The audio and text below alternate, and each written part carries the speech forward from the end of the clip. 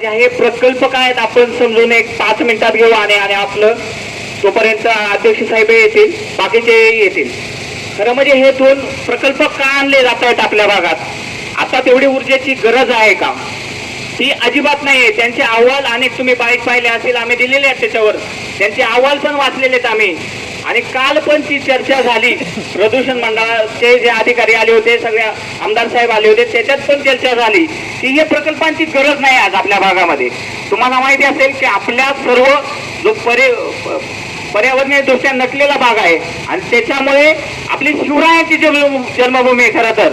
आणि त्या शिवरायांच्या जन्मभूमीमध्ये असे जर प्रोजेक्ट आणून पाहत असेल, खरं म्हणजे हा अदानी एक प्रकारचा समजा खाजगी उद्योगपती आहे, परंतु इथल्या आपण ज्यांना निवडून दिले ना त्या सरकारने हे प्रकल्प आपल्यावर लादलेले आहेत. त्याच्यामुळे पहिला सरकारचा पण या ठिकाणी आपण निषेध करणार आहेत. दुसरी गोष्ट मी सांगू शकतो की हा आंदोलनाचा तिसरा टप्पा असेल.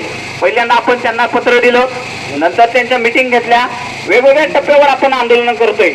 आपल्या भागात असे 2 प्रोजेक्ट आहेत. एक म्हणजे थोरांडे आणि आडोशीचा प्रोजेक्ट जो अदानीच्या कंपनीचा आहे, आणि दुसरा आहे खुबीच्या येथे जो TSDC कंपनीचा आहे, ती सरकारचीच कंपनी आहे. आणि ती सरकारची कंपनी तिथे सगळ्या जागा आज खरेदी करून पाहते. तुम्हाला माहिती असेल का खुबी वासियांना किंवा सांगोल्याच्या परिसरात सगळ्यांना माहिती आहे की आपल्या कुकडी प्रकल्पाच्या आपल्या अंतर्गत जागा खरेदी केल्या आणि त्या जागा आता परत येत नाहीये, त्या रिकाम्या आहेत 30-30 वर्ष. 2013चा कायदा आहे का आमची जमीन जर वापरली नाही गव्हर्नमेंटने ती परत करावी, पण यांना कोणालाच द्यायची नाही ती जमीन. म्हणून आता तिथे प्रकल्प आणले जातात. 410 हेक्टर वरती हा जवळपास प्रकल्प आहे इथला. आणि त्याच्यामध्ये सर्व गावं बाधित होणार आहेत. केवळ आदिवासीच बाधित होणार आहेत का? बिलकुल नाही.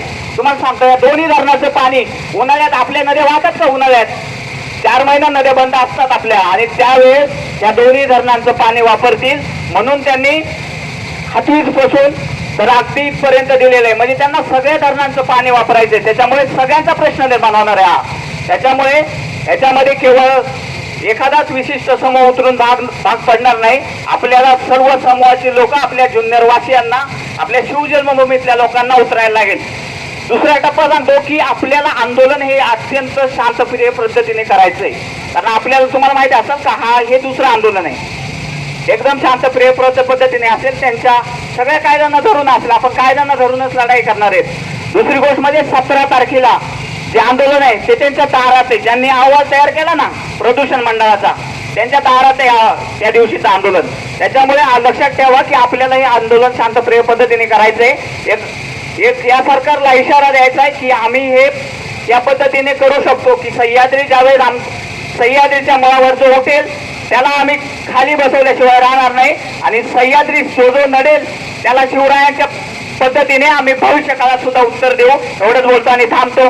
तमाम सगळ्या सह्याद्री प्रेमींचा आणि सगळ्या सह्याद्री वासियांचं स्वागत करतो आणि थांबतो. धन्यवाद.